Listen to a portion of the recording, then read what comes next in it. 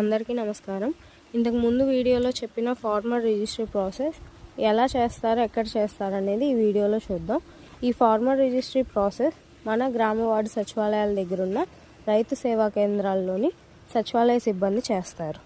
ఈ farmer registry process కొరకు రైతులు తమ ఆధార్ కార్డ్, భూమికి సంబంధించిన పట్టాదారు పాస్బుక్, అలాగే రైతు ఆధార్ కార్డుకి లింక్ అయినటువంటి ఫోన్ నెంబర్ని తీసుకువెళ్లాల్సి ఉంటుంది. ఖచ్చితంగా రైతు ఆధార్ కార్డుకి ఫోన్ నెంబర్ లింక్ అవ్వాలి. ఎందుకంటే ఈ నమోదు ప్రక్రియ చేసేటప్పుడు వాళ్ళకి ఓటీపీ వస్తుంది. ఆ ఓటీపీ ద్వారానే నమోదు చేయడం జరుగుతుంది.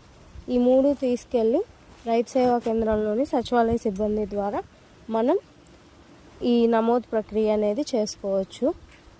ఖచ్చితంగా కేంద్ర రాష్ట్ర ప్రభుత్వాల నుంచి వచ్చే పథకాలు అందాలంటే ప్రతి రైతు ఈ గుర్తింపు సంఖ్యని నమోదు చేయించుకొని ఉండాలి.